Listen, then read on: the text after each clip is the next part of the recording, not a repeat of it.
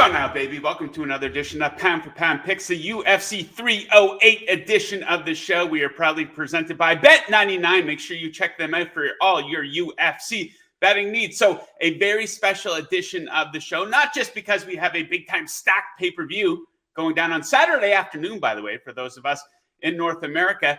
It is because we have a very special guest joining us to break down the top fights and some of the big news in the sport. So let's just casually bring in, I think, the best fighter ever in the history of the sport, Georges St-Pierre. We say hello to George. George, comment ça va?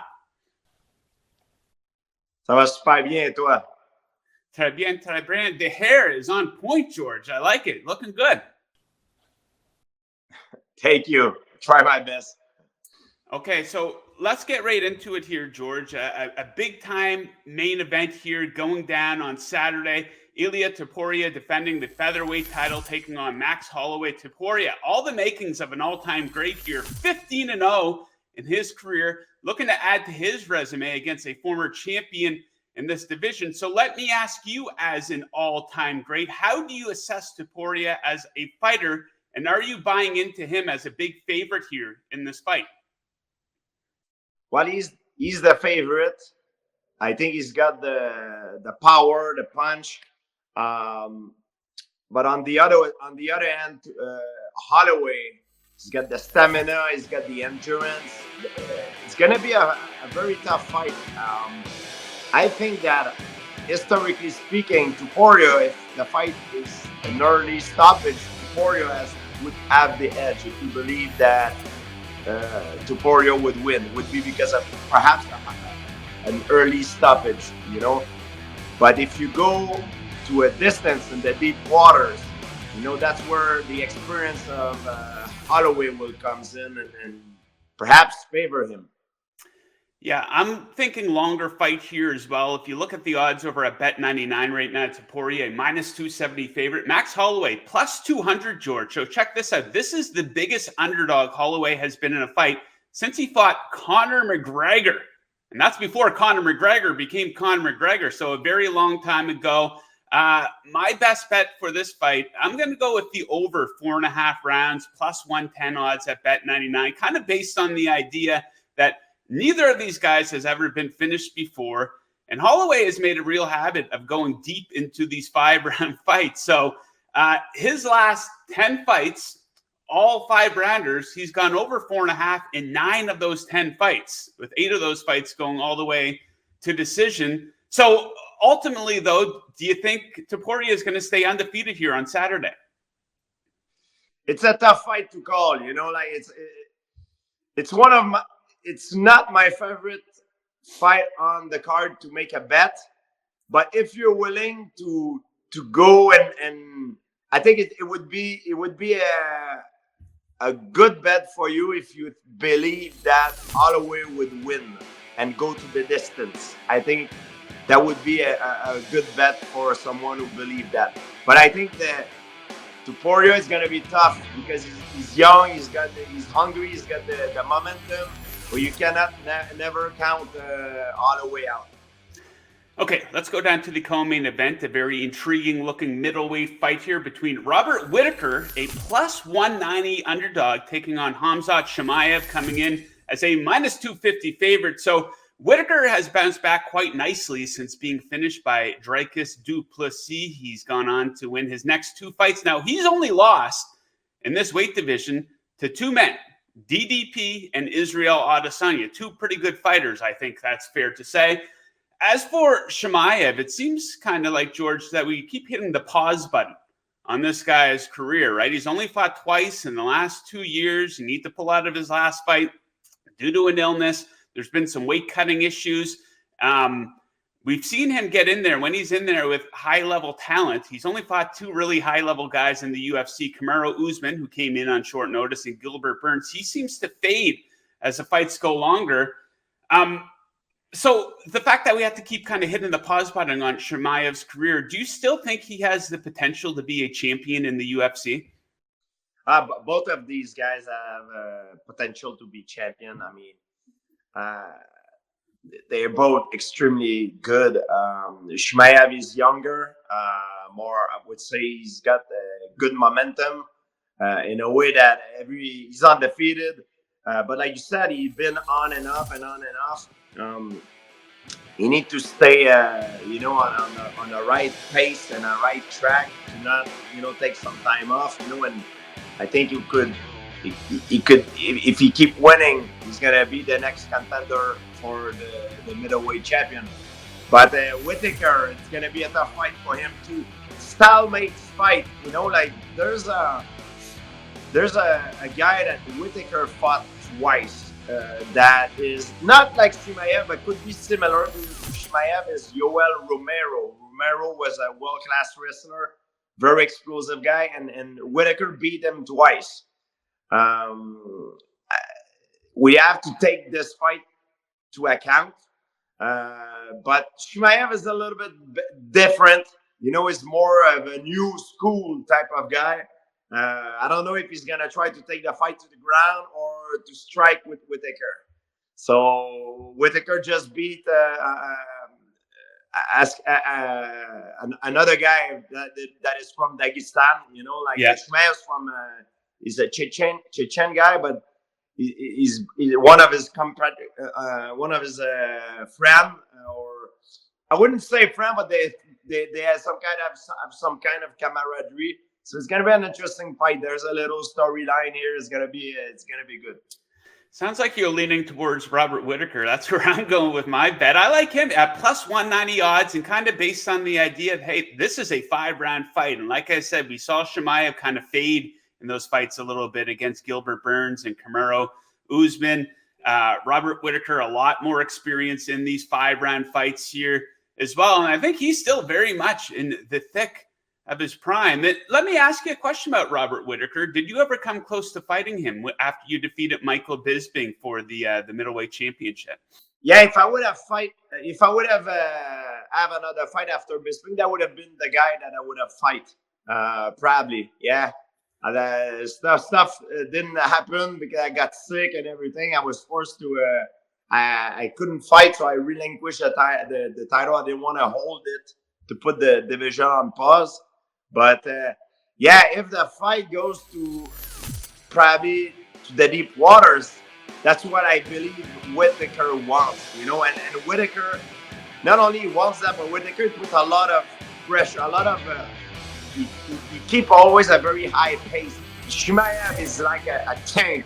He's gonna come right at you and he's gonna get you down. He's like more of a tank guy, and which Whittaker is more of a guy that moves around and poke you, move out, and so it's a different style. I mean, it's an interesting fight.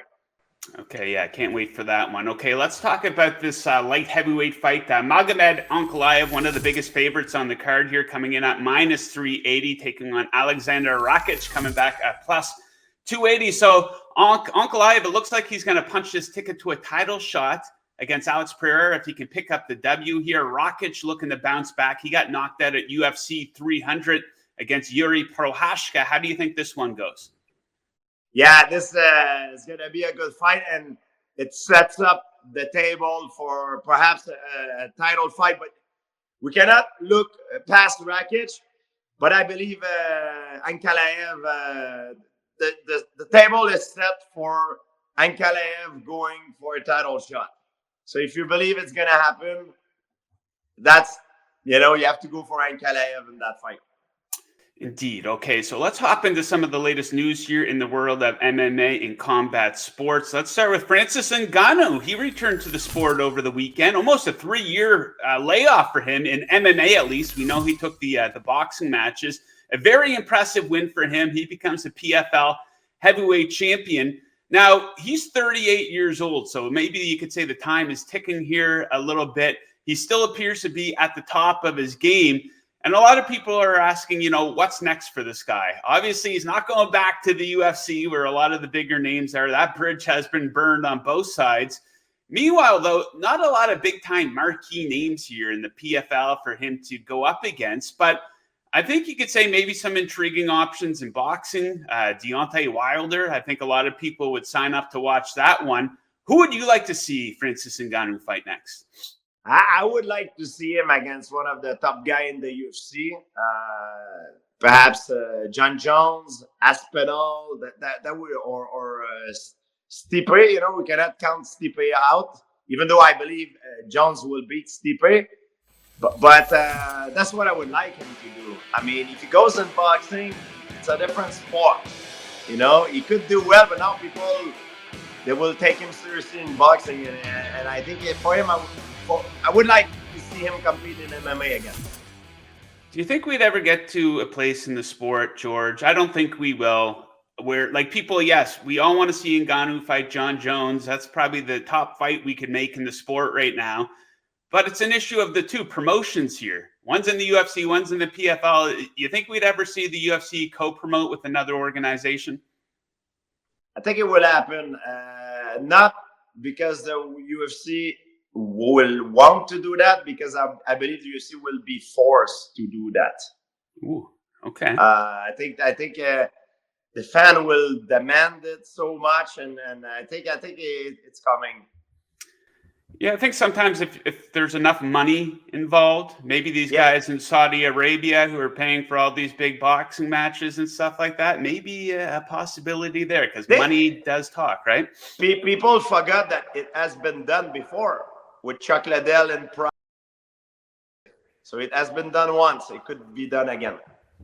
Chuck Liddell versus Rampage Jackson. We all remember that one, of course. Okay. Alice Overeem, and yeah, absolutely. Yeah, those tournaments back in the day in Japan. Do you ever come close to competing in one of these tournaments back in the day where you're fighting multiple times in one night? Well, I was a teenager back then. I couldn't have fought there, but I was a big fan. Absolutely. Yeah, we all knew somebody who had those Pride DVDs or VHS tapes, right? Or the old UFC ones at Blockbuster Video.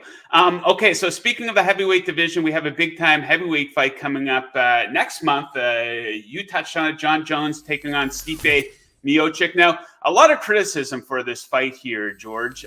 John Jones has been off a while. Stipe has been off a very long time, around 3.5 years. He hasn't won a UFC fight in 4 years. And the big argument is that, hey, this is holding up the division. We got this guy, Tom Aspinall, one of the best fighters in the world right now. So what do you think of the criticism this fight is receiving? And do you think it should be Aspinall in there instead of Stipe next month in New York? Well, if you look at the resume of the guys, Jones is, it's John Jones, the greatest. You know what I mean? And on the other side, you have Stipe Miocic. Of course, he hasn't fought for a while. His last fight, he lost. He got knocked out by Ngannou, Francis Ngannou, but his accomplishment ranked him very, very high. So it's definitely a fight that people want to see. Of course, if it's probably not the number one fight that people would want to see, that they probably would want to see Jones against Aspinall, but maybe it will come after. But the thing is, now it's and from John Jones' point of view, I understand Stipe Miocic, he's got an incredible resume, so it's normal. John Jones want to take out the name, because of the name is, if you add that to the list, it's incredible legacy, at even heavyweight. Yeah, I absolutely understand the legacy storyline behind it. You have John Jones, I think you're the greatest of all time, but a lot of people say John Jones is, and then you have Stipe, who's the greatest heavyweight of all time. So, the story kind of writes itself. So we'll see what happens there next month at Madison Square Garden.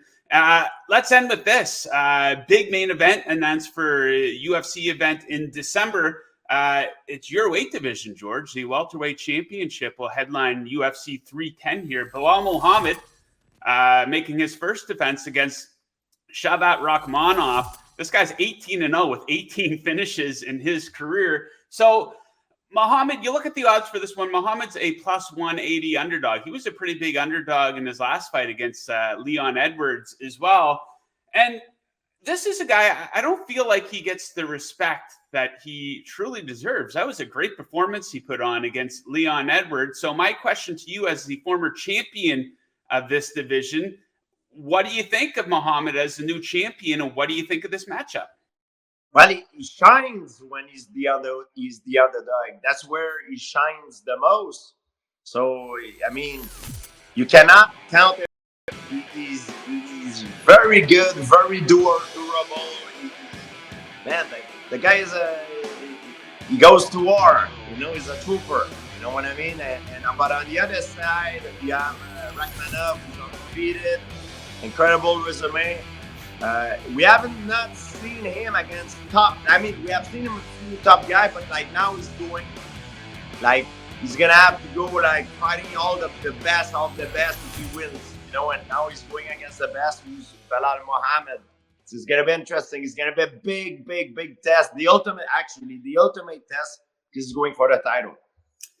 Big step up in competition, absolutely. Okay, George, we will leave it at that for today. Thank you very much for joining us. Thank you for those insights into the fights here on Saturday. Thank you for checking us out today. Make sure you check out Bet99 for all your UFC betting needs. Best of luck with your bets Saturday.